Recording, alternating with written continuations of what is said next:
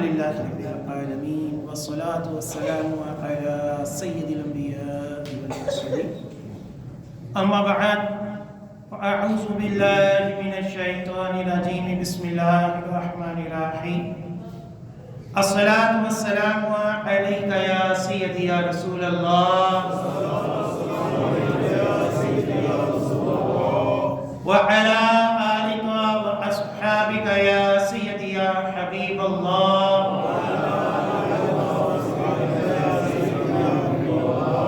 الصلاة والسلام علیک یا سیدی یا نبی اللہ وعلی آلک واصحابک یا سیدی یا نور اللہ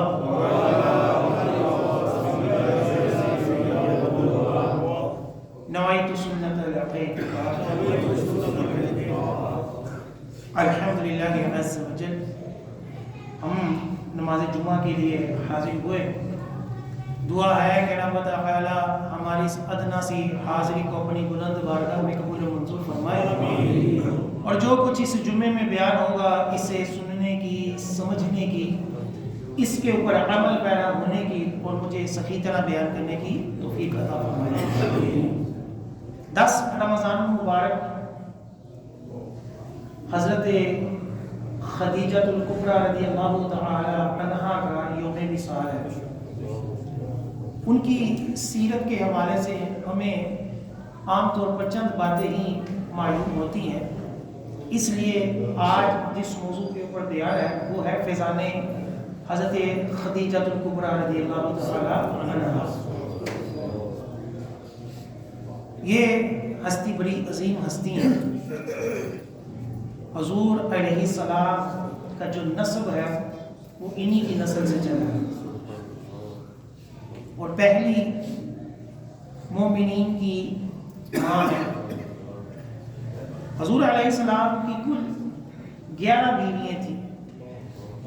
ان پاکیزہ ازواج کو امہات المومنین کہا جاتا ہے، مومنوں کی ماں. اللہ تعالیٰ نے سورہ احزاب میں فرمایا النبی اولی بالمؤمنین من انفسہم وازواجہ امہاتہم، کہ یہ نبی مسلمانوں کی جان سے بھی زیادہ مالک ہیں، یعنی مسلمانوں کی جانوں سے بھی زیادہ، ہماری جانوں سے بھی زیادہ جو ہے ہم اپنی جان کے مالک ہیں، لیکن حضور علیہ السلام ہم سے بھی زیادہ ہماری جانوں کے مالک ہیں. اور اللہ تعالیٰ فرماتے ہیں اور حضور کی جو بیویاں ہیں یہ ان کی مائیں ہیں، ان کی ہماری مائیں ہیں. یعنی نبی مسلمانوں کے ان کی جانوں سے زیادہ مالک ہیں اور ان کی بیویاں ان کی مائیں ہیں.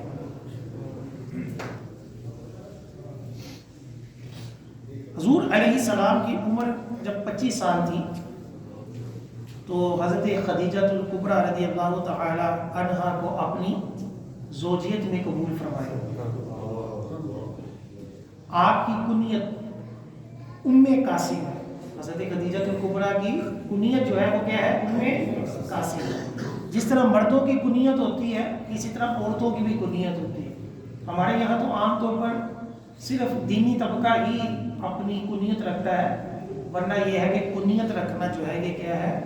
یہ اسلاف کا طریقہ ہے. حضور علیہ السلام کی بھی کنیت ہے ابو القاسم. تو اما خدیجہ الکبریٰ رضی اللہ تعالی عنہا کی کنیت کیا تھی؟ ام قاسم. آپ کا سب سے مشہور لقب الکبریٰ ہے.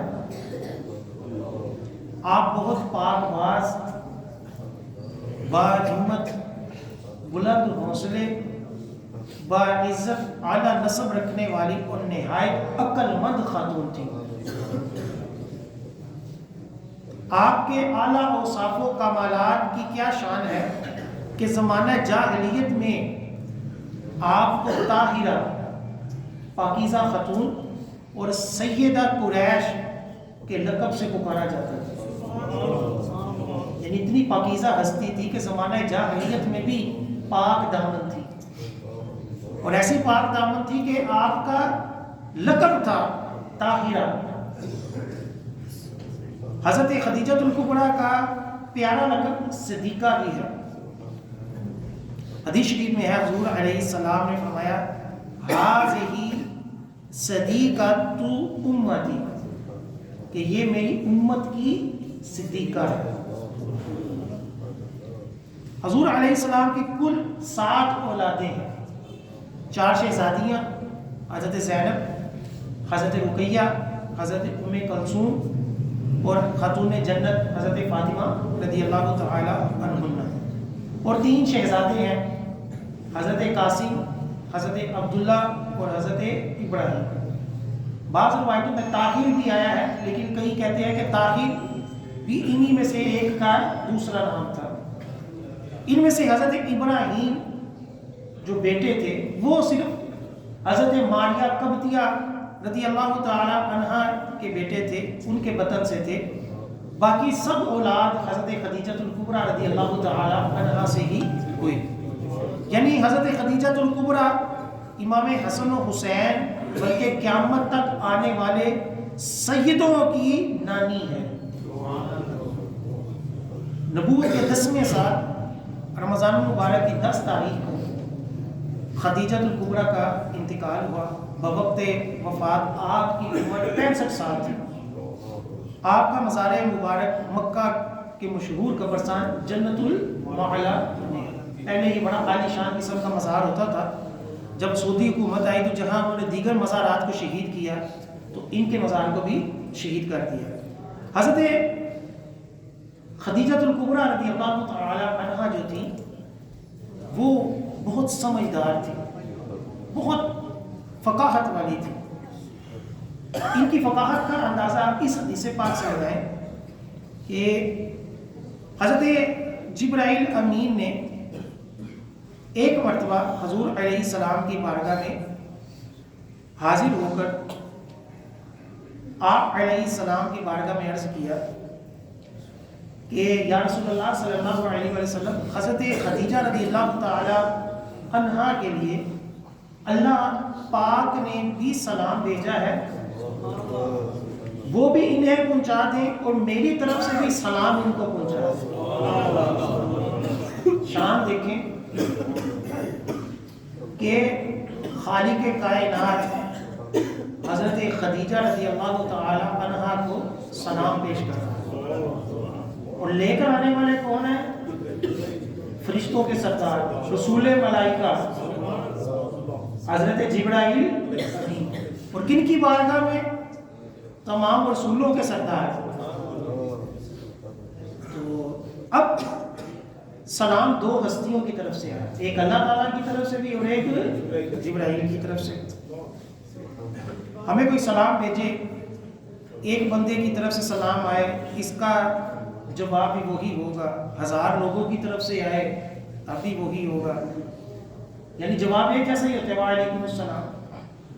اب حضرت خدیجہ رضی اللہ تعالی عنہا کی فقاہت، آپ یا علمی مقام و مرتبہ دیکھیں کہ ابھی اسلام کا ابتدائی دور ہے، شریعت بھی مکمل نہیں ہوئی، تب بھی آپ کو جب حضور علیہ السلام نے یہ فرمایا کہ اللہ تعالیٰ اور جبرائیل نے آپ کو سلام بھیجا ہے، تو اما خدیجہ رضی اللہ تعالی عنہا نے فرمایا ان اللہ هو السلام، ان اللہ هو السلام، یعنی یہ نہیں کہا کہ علیہ السلام۔ ہمیں کوئی سلام بھیجے نا جو صحیح طریقہ ہے، کہ جیسے ہم کہہ دیتے ہیں یار جا کر اپنے والد کو میرا سلام پیش کیجیے گا، تو جب کوئی بندہ اس طرح جا کر والد کو کہے گا نا کہ فلاں بندہ آپ کو سلام کہہ رہا ہے، تو عمومی طور پر ہم کہہ دیتے ہیں وعلیکم السلام، حالانکہ یہ صحیح طریقہ نہیں ہے۔ صحیح طریقہ یہ ہوتا ہے کہ یوں کہے علیکہ و علیہ السلام، کہ تیرے اوپر بھی سلام اور اس کے اوپر بھی سلام، جس نے کہا کیا ہے، جس نے سلام بھیجا ہے، علیکہ و علیہ السلام۔ اگر وہ عورت ہے جس نے سلام بھیجا، جیسے دادی ہے، نانی ہے، والدہ ہے، تو پھر یہ ہوتا ہے علیکہ و علیہ السلام، یعنی یہ سیغے ہوتے ہیں مذکر مؤنث کے، جمع کے، واحد کے، اس کے اعتبار سے، ورنہ عام طور پر جو مرد بھیجے تو کیا کہنا ہے؟ علیہ کا و علیہ السلام، یہ نہیں کہنا ہے وعلیکم السلام، وعلیکم کو تو ہم نے اسی کو ہی کہہ دیا نا، تیرے اوپر بھی سلام، جس نے سلام بھیجا اس کے اوپر بھی تو دعا کرنی ہے نا، تو اس کو کیا کہنا ہے؟ وعلیہ السلام۔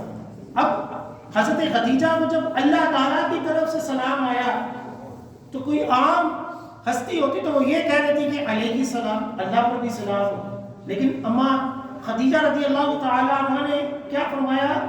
ان اللہ هو السلام، کہ اللہ تعالیٰ پر سلام بھیجنے کی کیا ضرورت ہے، تو وہ تو خود سلام ہے، اللہ تعالیٰ پر سلام بھیجنے کی حاجت نہیں ہے، اللہ کیا ہے؟ خود سلام ہے۔ پھر آپ نے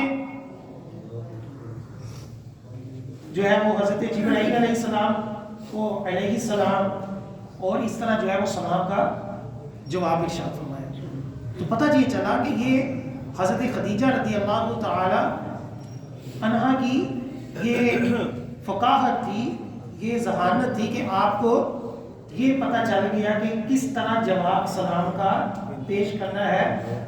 یوں ہی آپ رضی اللہ تعالی عنہا جو تھی، ان کی شان میں یہ بھی ہے کہ حضور علیہ السلام نے زمین پر 4 لکیریں کھینچ کر فرمایا تم جانتے ہو یہ کیا ہے؟ صحابہ کرام نے عرض کی اللہ و رسولہ اعلم، اللہ اس کا رسول بہتر جانتا ہے۔ فرمایا جنتی عورتوں میں سب سے زیادہ فضیلت والی یہ عورتیں ہیں، نمبر 1 خدیجہ بنت خویلد یعنی خدیجہ الکبریٰ رضی اللہ تعالی عنہا، نمبر 2 حضرت فاطمہ بنت محمد، نمبر 3 فرعون کی بیوی آسیہ بنت مزاحم رضی اللہ تعالی، اور حضرت عیسیٰ علیہ السلام کی والدہ محترمہ حضرت مریم بنت عمران رضی اللہ تعالی عنہن۔ تو یہ 4 ہستیوں کے بارے میں فرمایا کہ یہ فضیلت میں سب عورتوں سے کیا ہے؟ اعلیٰ۔ مسند احمد کی یہ حدیث پاک ہے۔ اسی طرح ایک حدیث پاک یہ ہے کہ حضور صلی اللہ علیہ وآلہ وسلم نے حضرت خدیجہ کو دنیا میں رہتے ہوئے، المعجم الاوسط کی حدیث پاک ہے، دنیا میں رہتے ہوئے حضرت خدیجہ کو جنتی انگور کھلائے۔ ارے تکبیر، ارے رسالت، یعنی اللہ تعالیٰ بھی، جبرائیل بھی، سلام بھی حضرت خدیجہ کو پیش کر رہے ہیں، تمام عورتوں سے افضل ہستی بھی کیا ہے؟ حضرت خدیجہ بھی ہے، اور یہ بھی نعمت اللہ تعالیٰ نے عطا فرمائی کہ دنیا میں رہتے ہوئے جنتی میوہ بھی عطا فرما دی۔ سبحان اللہ۔ یوں ہی اعلیٰ حضرت امام احمد رضا خان علیہ رحمۃ الرحمن فرماتے ہیں کہ حضور علیہ السلام پر پہلی بار جس وقت وحی اتری اور نبوت کریمہ ظاہر ہوئی، اس وقت حضور علیہ السلام نے نماز پڑھی، اور اسی دن ام المومنین حضرت خدیجہ رضی اللہ تعالی عنہا نے بھی پیارے آقا صلی اللہ علیہ وآلہ وسلم سے نماز سیکھ کر پڑھنا شروع کر دی۔ یعنی اس امت کی سب سے پہلی نمازی ہستی جو ہے وہ حضرت خدیجہ رضی اللہ تعالی عنہ۔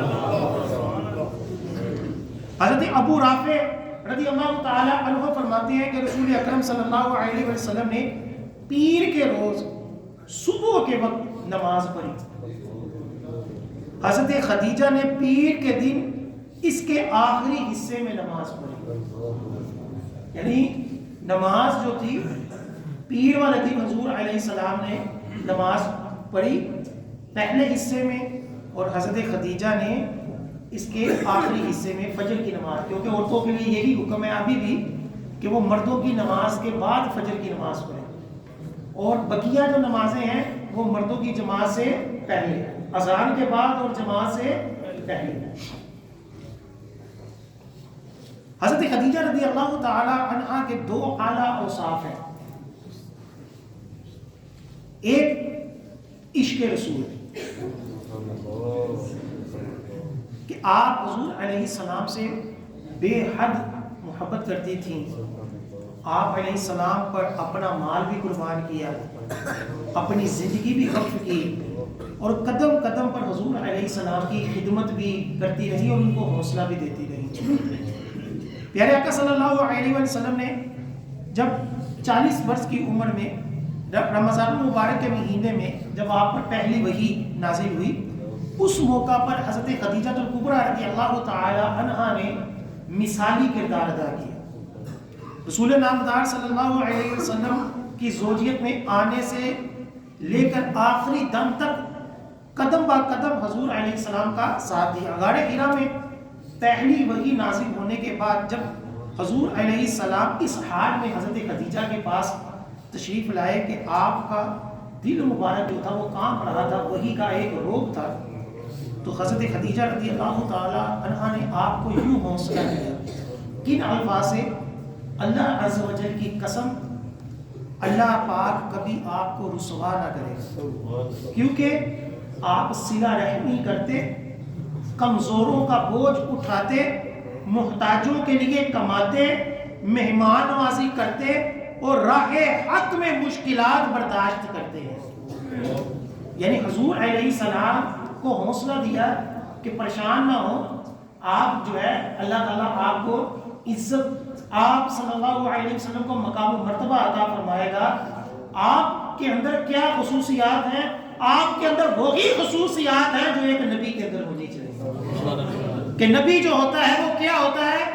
امت کا بھی خیر خواہ ہوتا ہے, رب تعالیٰ کا بھی پاکیزہ اعلیٰ بندہ ہوتا ہے, اور آپ کو اللہ تعالیٰ عزت دے گا, رسوا نہیں کرے.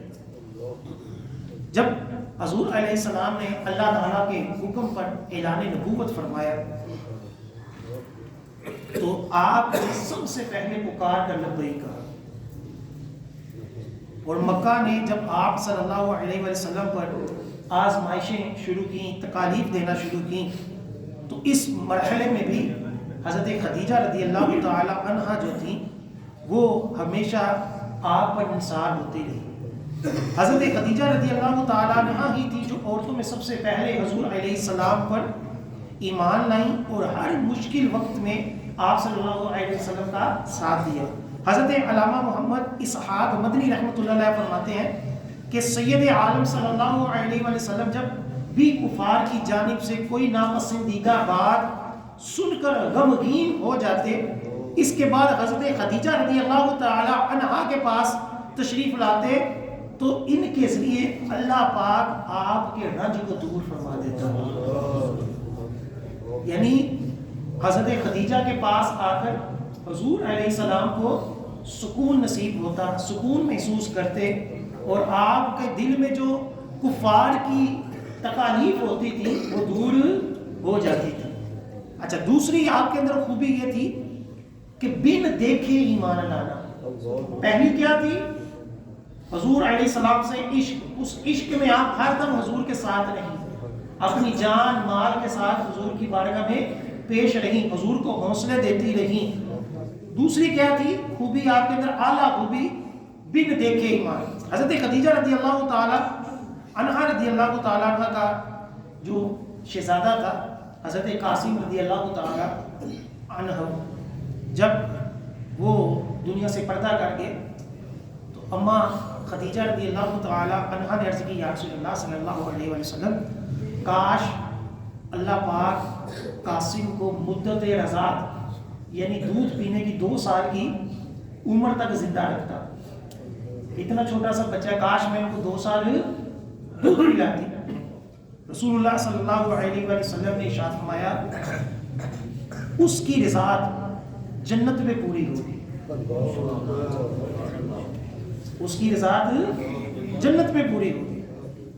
آپ رضی اللہ تعالی عنہا نے عرض کی, یا رسول اللہ صلی اللہ علیہ وسلم, اگر میں اس بات کو جانتی تو مجھ پر یہ کام آسان ہو جاتا. کہ یا رسول اللہ, اگر مجھے یہ پہلے خوشخبری مل جاتی کہ حضرت قاسم کو جنت میں اللہ تعالیٰ 2 سال دودھ پلائے گا تو میں اتنا غم نہ کرتی جتنا میں کر رہی ہوں. یہ ہے حضرت خدیجہ رضی اللہ تعالیٰ عنہ کا. دیکھیں اللہ تعالیٰ کے اوپر بھروسہ کس قدر ہے. ہم جب دکھ درد میں روتے ہیں, اللہ سے شکوے کرتے ہیں, حالانکہ یہ جو فضیلت ہے نا, بچہ جو چھوٹا بچہ ہوتا ہے یہ جب فوت ہو جائے, اس کی بھی بڑی فضیلت ہے. اللہ تعالیٰ نے اس کے اندر بھی یہ فضیلت والدین کے لیے رکھی ہے کہ چھوٹا بچہ جو ہوگا وہ قیامت والے دن بخشش کا ذریعہ ہوگا. بلکہ یہاں تک ہے کہ 4 ماہ کا حمل بھی اگر ضائع ہو جائے نا تو وہ بھی اگلے جہاں میں باعث فضیلت ہے ہمارے لیے. اور حدیث پاک میں فرمایا گیا کہ چھوٹا بچہ جو ہوگا اللہ تعالیٰ کی بارگاہ میں سفارش کرے گا والدین, اور اپنے والدین کو اپنے نارو کے ساتھ کھینچ کر جنت میں لے جائے گا. حضرت خدیجہ رضی اللہ تعالیٰ عنہ پہلے پریشان تھی. جب حضور نے فرمایا کہ تمہارے بچے کو جنت میں دودھ پلایا جائے گا تو فرمایا کہ اگر مجھے یہ پہلے پتا ہوتا تو میرے لیے غم جو تھا وہ آسان ہو جاتا. یعنی فوراً لبیک کہا. حضور صلی اللہ علیہ وسلم نے فرمایا اگر تم چاہو میں اللہ پاک سے دعا کر دوں اور تم اس کی آواز سن لو. اگر تم چاہو تمہیں میں ابراہیم حضرت قاسم کی آواز سنا دیتا ہوں جنت سے. یہ کتنی بڑی سعادت تھی. اب یہ دیکھیں کہ حضور کی بھی شان دیکھیں. اب ہم جو کہتے ہیں نا اہل سنت کے حضور کو اللہ تعالیٰ نے تصرفات عطا فرمائے تھے. دیکھیں میں دعوے سے کبھی بھی نہیں کہہ سکتا کہ اگر تم میں سے کوئی کہے میں دعا کروں تو وہ دعا قبول ہو جائے گی, اگر تم کہو تو میں ابھی دعا کروں تو بارش ہو جائے گی. کوئی بھی ایسی بات نہیں کہہ سکتا. یہ ہمارے حضور کی شان ہے, آپ کے تصرفات ہیں کہ ابھی اللہ تعالیٰ نے فرمایا نہیں, لیکن اپنی ذات کے اوپر اپنی شان کے اوپر یہ بھروسہ ہے کہ اگر تم کہو اور میں دعا کر دوں تو اللہ تعالیٰ تمہیں جنت سے حضرت قاسم کی آواز کو سنا دے. یہ دعویٰ کرنا حضور علیہ السلام کا اس بات کی دلیل ہے کہ اللہ تعالیٰ نے آپ کو کمالات تصرفات عطا فرمائے ہیں. ایسا نہیں ہے کہ بس نبی کی شان بس اتنی ہے کہ وہ جو اللہ کا پیغام آئے وہ پہنچا دیا, اور کچھ تصرف اور کچھ اختیار نہیں رکھتے. ایسا نہیں ہے, بلکہ آقا علیہ السلام چاہیں تو ہاتھ بڑھا کر جنت کا پھل لے لیں. مسلم شریف کی حدیث پاک کہ فرمایا کہ میرے سامنے جنت کو پیش کیا گیا اور میں نے چاہا کہ جنت میں انگوروں کا ایک خوشہ ایک گچھا وہ پکڑ کر میں تم لوگوں کو صحابہ کرام کو کھلاؤں, تم قیامت تک وہ کھاتے رہتے, وہ گوشہ ختم نہیں ہوتا. یہ آپ یعنی زمین پہ کھڑے ہیں اور ہاتھ بڑھائیں تو جنت سے انگوروں کا گچھا اتار لیں. یہ تصرفات نہیں تو اور کیا ہے. اب جب ایسی بات ہو تو عام کوئی عورت ہو تو وہ تو کہے گی کہ یہ تو بڑی سعادت ہے کہ اپنے بیٹے کی جنت سے آواز کو سن لوں. لیکن دیکھیں حضرت خدیجہ کی ایک شان تھی کہ بن دیکھے ایمان نہ. تو آپ رضی اللہ تعالیٰ نے عرض کی کہ نہیں, بلکہ میں اللہ پاک اور اس کے رسول کی تصدیق کرتی ہوں. یعنی رسول صلی اللہ علیہ وسلم نے کہہ دیا کہ تیرے بچے کو جنت سے دودھ پلایا جا رہا ہے تو میں نے بس اتنا ہی میرے لیے کافی ہے. مجھے اس کی تصدیق کے لیے اپنے بیٹے کی آواز کی ضرورت نہیں ہے. یہ ہوتا ہے بن دیکھے ایمان. جب یہ کمزور ہو جاتا ہے تو پھر ہم گناہ بھی کرتے ہیں. دیکھیں نا, ہمارا والد یا کوئی رشتہ دار دیکھ رہا ہو تو ہم کوئی گناہ نہیں کرتے, لیکن یہ ہمارا عقیدہ ہے کہ اللہ تعالیٰ دیکھ رہا ہے. لیکن اس وقت جب تنہائی ہوتی ہے تو ہم گناہ کر لیتے ہیں. وجہ کیا ہے کہ اس وقت ہمارا ایمان اس درجے کا کامل نہیں ہوتا جو کامل بزرگ ہستیوں کا تھا. کہ یہ تصور جمائے رکھتے تھے کہ اللہ مجھے دیکھ رہا ہے, اور اسی طرح کا جس کا عقیدہ ہو اللہ تعالیٰ اس سے ہی دنیا میں مقام و مرتبہ ان کو امام بناتا ہے. اللہ حضرت امام محمد رضا خان چھوٹے سے بچے تھے تو روزہ رکھ لیا, گرمیوں کا دن تھا تو والد صاحب جو تھے خوش کرنے کے لیے جس طرح ہماری چیری روزہ کہتے تھے چلو بھی کوئی والد رکھ لو, تو والد صاحب نے بھی روزہ جب رکھوا دیا، دیکھا کہ کافی دن گزر گیا ہے، گرمی بھی شدت پہ اور بچہ بھی چھوٹا ہے، تو چپکے کے ساتھ نا آپ کو کمرے میں لے اور کوئی کھانا وغیرہ پڑا ہوتا ہے کہ کھا لو، کوئی نہیں دیکھ رہا، کھا لو، جس طرح ہم بچے کو ایسے ہی خوش کرتے ہیں کہ کھا لو کوئی نہیں دیکھ رہا. تو وقت کا امام بننا تھا. تو آپ نے فرمایا کہ ابو جان اگرچہ کوئی نہیں دیکھ رہا، میرا رب تو مجھے دیکھ رہا ہے. یعنی روزہ نہیں توڑا.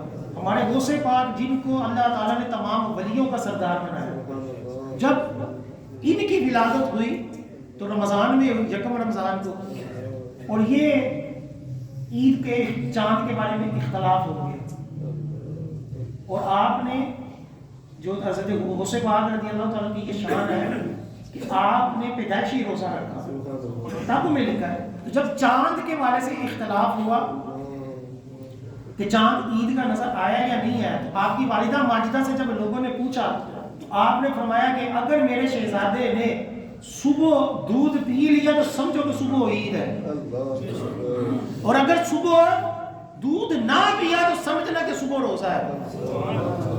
کہ پیدائشی ولی اللہ کون تھے؟ ہمارے غوث پاک. جس طرح حضور علیہ السلام پیدائشی نبی تھے اور تمام نبیوں کے سردار ہیں، اسی طرح ولایت کے اندر تمام اگلے پچھلے ولیوں کے سردار حضور کی اولاد حضور غوث پاک رضی اللہ تعالیٰ. اب بن دیکھے جو ایمان لانا ہوتا ہے نا، اس کی بڑی شان ہے، اس کی بڑی فضیلت ہے. حضرت ابو بکر صدیق رضی اللہ تعالیٰ عنہ کو صدیق کا لقب جو ملا، اس کے بارے سے ایک روایت یہ بھی ہے کہ جب لوگوں نے اعتراض کیا کہ محمد مصطفیٰ صلی اللہ علیہ وسلم کہتے ہیں میں تھوڑے سے عرصے میں معراج کر لی، تو ابو بکر صدیق کے پاس کسی نے آ کر پوچھا کہ اگر کوئی یہ شخص کہے کہ میں تھوڑے سے وقتوں میں آسمانوں کی سیر کر آیا تو کیا یہ درست ہے؟ فرمایا نہیں، عقل تو نہیں مانتی. فرمایا کہ تمہارا دوست حضرت محمد مصطفیٰ صلی اللہ علیہ وسلم یہ کہتے ہیں. فرمایا اگر محمد کہتے ہیں تو پھر ٹھیک کہتے ہیں. ابھی پوچھا بھی نہیں حضور سے، ابھی حضور سے تصدیق نہیں کی، لیکن جب اتنا پتہ چلا کہ یہ میرے حضور کا فرمان ہے تو فوراً کہا کہ حضور کہتے ہیں تو پھر کیا ہے؟ سچ ہے. اسی طرح ایک صحابی تھے کہ ان کے بارے میں روایت میں آتا ہے، اعلیٰ حضرت نے بھی اس حدیث پاک کو نقل کیا کہ حضور علیہ السلام نے کسی کے ساتھ کوئی عقد کیا اور وہ جو دوسرا شخص تھا وہ مکر گیا کہ میرے ساتھ کوئی ایسا عقد نہیں ہوا. اب حضور اس سے کہہ رہے ہیں کہ ایسا ہوا ہے تو وہ کہہ رہا ہے نہیں ہوا. اب اس نے کہا کہ کوئی گواہ لاؤ، کوئی گواہ لاؤ.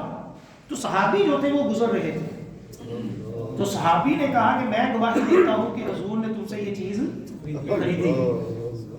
اب حضور نے اس سے پوچھا کہ تم نے کیسے گواہی دے؟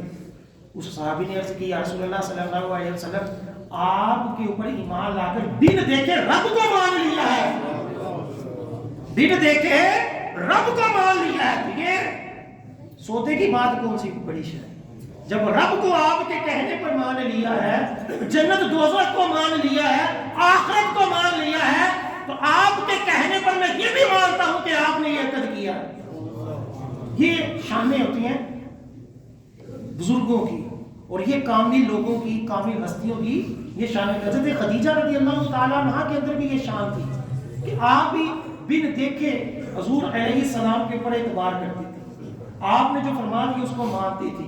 اور یہ بھی یاد رکھیں کہ عام طور پر کتابوں کے اندر ہم اتنا ہی بس سنتے ہیں کہ حضرت خدیجہ رضی اللہ تعالیٰ عنہ جو متاثر ہوئی وہ اس طور پر ہوئی کہ جب آپ صلی اللہ علیہ وسلم نے تجارت کی اور اس تجارت میں ایمانداری کے ساتھ نفع بھی ہوا تو حضرت خدیجہ متاثر ہوئی.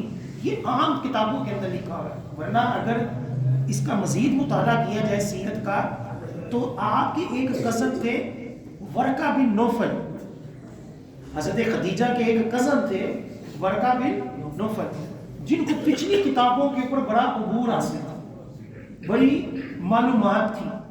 تو ورقہ بن نوفل جو تھے وہ حضرت خدیجہ سے یہ گاہے بگاہے کہتے رہتے تھے کہ ہم کتابوں کے مطابق، پچھلی کتابوں کے مطابق آخری نبی آنے والا ہے. اور اس کے یہ صفات ہوں گی. تو جب آپ نے وہ بات جو تھی وہ نوٹ کی رکھی, ذہن میں رکھی. اسی طرح کتابوں میں لکھا ہے کہ جو خانہ کعبہ کا طواف ہوتا تھا, ایک دن ایسا ہوتا تھا کہ جس کے اندر صرف عورتیں ہی اس کے اندر جمع ہوتی تھی. تو اس کے اندر ایک مرتبہ ایک راہب نے, ایک عیسائی نے تقریر کی, اور اس نے تقریر کی کہ تمہارے اس علاقے میں ایک آخری نبی ہوگا جس کا نام احمد ہوگا, اور تم میں سے کسی سے بھی ہو سکے, عورتوں کو مخاطب کر کے کہا کہ تم میں سے کسی سے بھی ہو سکے تو اس سے شادی ضرور کرنا. جب اس نے یہ بات کی تو دیگر عورتوں نے کیا کیا, کسی نے اس کو پتھر مارا, کسی نے اس کو جو ہے وہ برا بھلا کہا, لیکن حضرت خدیجہ نے یہ بات اپنے دماغ میں ڈال لی. ماننے والی تھی نا, جو ماننے والا بندہ ہوتا ہے نا وہ ہمیشہ کامیاب ہوتا ہے. جو شک مزاج ہوتا ہے, جو اعتراض کرنے والا ہوتا ہے, وہ ہمیشہ نامراد ہی رہتا ہے.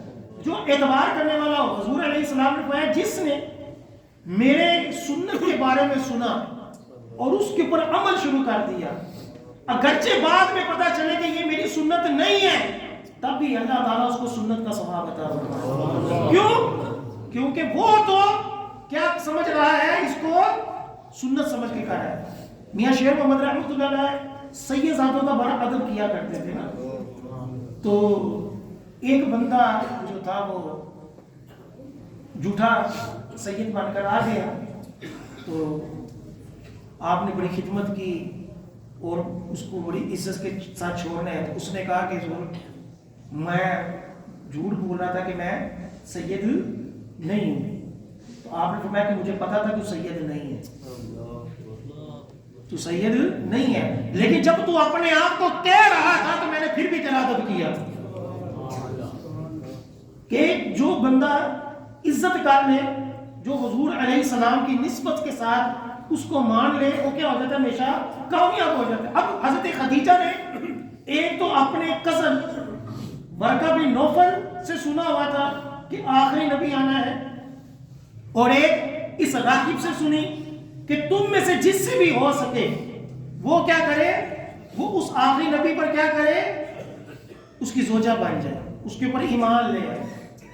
تو جب آپ صلی اللہ علیہ وسلم جوانی میں آئے اور آپ تجارت کے لیے نکلے, تو حضرت خدیجہ نے اپنا ایک غلام تھا میسرہ نام کا ایک غلام تھا, وہ بھی ساتھ بھیجا, کیونکہ آپ کو کچھ اندازہ ہو رہا تھا کہ یہ وہی ہستی تو نہیں جس کے بارے میں انتظار کرتی رہی. اور حضرت خدیجہ خوبصورت بھی تھیں, مال والی بھی تھیں, اور آپ کو قریش کے اعلیٰ رشتے بھی آتے تھے, لیکن آپ نے کیا ذہن میں رکھا ہوا تھا کہ میں نے کس سے نکاح کرنا ہے, اس نبی سے کرنا ہے جس کے بارے میں نے سنا ہے اور میں نے پڑھا ہے.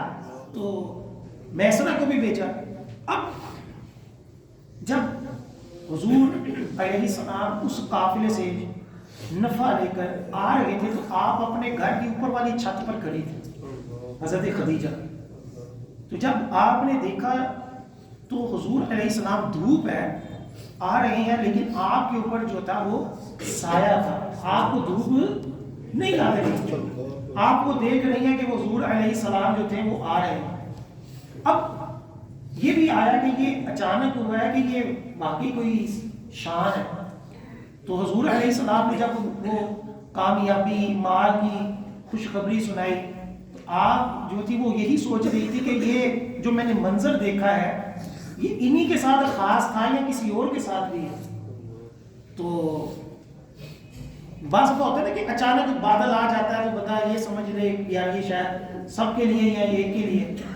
تو اما خدیجہ رضی اللہ تعالی عنہا نے کہا کہ وہ میرا غلام میسرہ کہاں ہے. تو آپ نے فرمایا کہ وہ پیچھے آ رہا ہے. تو فرمایا کہ اگر آپ اس کو بلا لائیں گے تو وہ مجھے بتا دے گا کہ کیا حالات چلے. تو جب حضور علیہ السلام دوبارہ پلٹے تو دوبارہ جب ان کے اوپر دوبارہ بادل آئے تو پھر یہ سمجھ گئی کہ یہ حضور علیہ السلام کی ہی شان ہے. تو پھر آپ نے کسی کے تھرو حضرت خدیجہ نے پیغام بھیجا کہ آپ جو ایک عورت تھی اس نے آ کر حضور علیہ السلام کی بارگاہ میں کہا کہ قریش کی ایک خوبصورت عورت ہے، مال والی ہے، آپ اس سے نکاح کرنا چاہیں گے؟ تو حضور علیہ السلام نے جب پوچھا کہ وہ کون ہے تو فرمایا وہ حضرت خدیجہ ہے۔ پھر حضور علیہ السلام نے 25 سال کی آپ کی عمر تھی اور اماں خدیجہ رضی اللہ تعالیٰ عنہ کی عمر کتنی تھی؟ 40 سال۔ آپ نے ان سے نکاح فرمایا۔ کئی لوگ دہریہ قسم کے، بے دین قسم کے حضور علیہ السلام کی ازواج مطہرات کے اوپر اعتراض کرتے ہیں کہ حضور نے اتنی شادیاں کیوں کی، اور خاص طور پر اماں عائشہ صدیقہ رضی اللہ تعالیٰ عنہا کے والے سے بھی اتنی چھوٹی عمر والے کیوں کی۔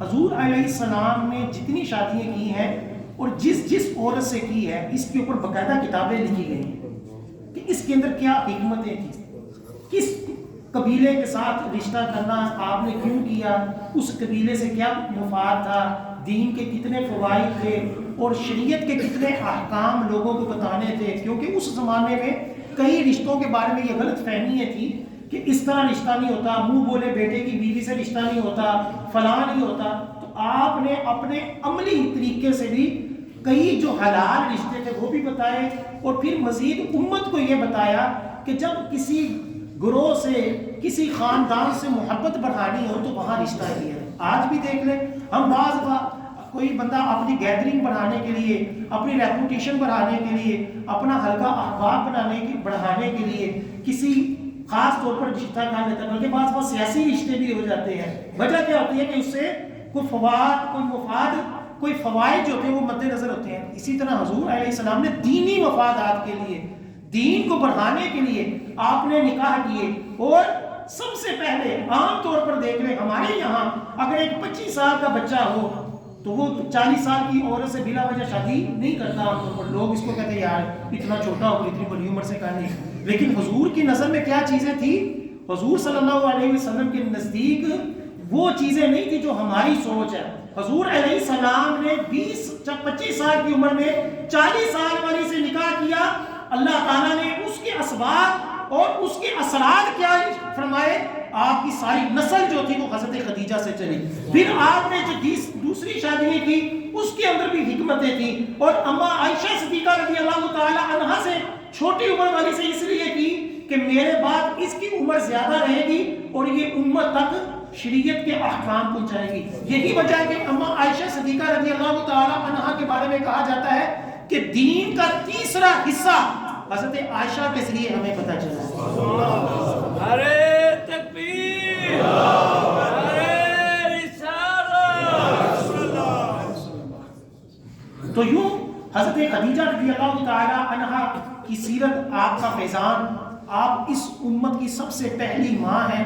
آپ حضور علیہ السلام کی تمام جو سیدزادی نسل ہے ان کی نانی ہیں، اور آپ رضی اللہ تعالیٰ عنہ وہ ہستی ہیں کہ جن کو اللہ تعالیٰ سلام پیش کرتا ہے، جبرائیل علیہ السلام سلام پیش کرتے ہیں۔ آپ وہ ہستی ہیں کہ جو تمام عورتوں کے سردار، دنیا کے اندر جو سب سے افضل ہیں اور جو جنتی خاتونوں کی سردار ہیں، ان کے اندر بھی آپ کا نام آتا ہے۔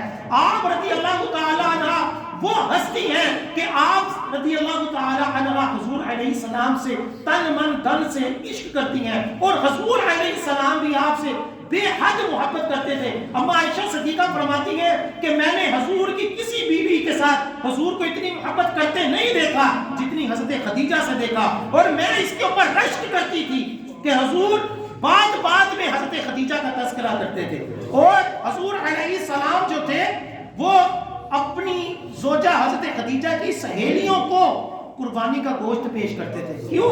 کہ یہ حضرت خدیجہ کی کیا ہے؟ وہ سہیلی ہیں، یعنی ان کی دوست سے بھی اچھا برتاؤ اس وجہ سے کرتے تھے کہ یہ میری بیوی کی کیا ہے؟ سہیلی ہیں، اتنی محبت کرتے تھے۔ اور حضرت عائشہ رضی اللہ تعالیٰ عنہ نے ایک مرتبہ پوچھ لیا کہ آپ کی اور بھی بیویاں ہیں، آپ ہر وقت حضرت خدیجہ سے اتنی محبت اور ان کا اظہار کیوں کرتے ہیں؟ تو حضرت حضور علیہ السلام نے یہی فرمایا کہ جب مجھے کوئی میری تصدیق کرنے والا نہیں تھا، جب میرا کوئی ساتھ دینے والا نہیں تھا، تو حضور علیہ السلام کے فرمان کا یہی مفہوم ہے کہ حضرت خدیجہ اس وقت میرے ساتھ تھی، مجھے حوصلہ دیتی تھی۔ اور حضور علیہ السلام ان کے جب پاس جاتے تھے تو قدرتی طور پر آپ کے غم دور ہو جاتے تھے۔ اور دوسری خوبی آپ کے اندر اعلیٰ کیا تھی کہ بن دیکھے آپ جو تھی وہ حضور علیہ السلام کی باتوں کی کیا کرتی تھی؟ تصدیق کرتی تھی۔ حضور سے عشق بھی تھا حضور کی باتوں کی تصدیق بھی کرتی تھی اور حضور علیہ السلام کو حوصلہ بھی دیتی تھی کہ اللہ تعالیٰ آپ کو مقام و مرتبہ عطا فرمائے گا. اور حضور علیہ السلام کے انتظار میں آپ نے اپنی زندگی کے کتنے سال بغیر شادی کے بھی گزارے. انتظار تھا کہ وہ جو آخری نبی آئے گا میں نے اس سے کیا کرنی ہے, وہ شادی کرنی ہے. اور اسی انتظار میں آپ نے ایک عرصہ جو تھا وہ انتظار کیا. اور جب حضور علیہ السلام کے اندر ابھی حضور نے اعلان نبوت بھی نہیں فرمایا, یہ بھی دیکھیں ابھی حضور نے اعلان نبوت بھی نہیں فرمایا, لیکن جب آپ نے وہ چند نشانیاں دیکھی تو فوراً ایمان لے کہ یہ جو ہے وہ سعادت کیا ہو جائے مجھے مل جائے. اور پھر جب حضور علیہ السلام کو پہلی وحی آئی تو روایتوں میں آتا ہے کہ حضرت خدیجہ ہی حضور علیہ السلام کو لے جا کر ورقہ بن نوفل کے پاس لے کر گئی. اور ورقہ بن نوفل نے پھر اس کے اوپر یہ کہا کہ اللہ تعالیٰ آپ کو نبی بنانے والا ہے, کہ یہ وہی فرشتہ ہے جو پچھلے نبیوں کے اوپر بھی آتا رہا ہے. تو یعنی حضور علیہ السلام کو حوصلہ دینے کے لیے آپ کا جو وحی کے اندر جو آپ کے اوپر ایک روب اللہ تعالیٰ کا طاری تھا اس کو دور کرنے کے لیے, حوصلہ دینے کے لیے بھی آپ جو تھی وہ ورقہ بن نوفل کے پاس لے کر جانے والی حضرت خدیجہ ہی ہے. اللہ تعالیٰ ان کی قبر کے اوپر کروڑا رحمت نازل فرمائے. ان کے صدقے اللہ تعالیٰ ہمیں بھی دنیا اور آخرت میں کامیابی عطا فرمائے. حضور کے ساتھ پکی سچی محبت اور حضور کی پکی سچی غلامی نصیب فرمائے. آمین ثم آمین. ابھی اذان ہو کہ اس کے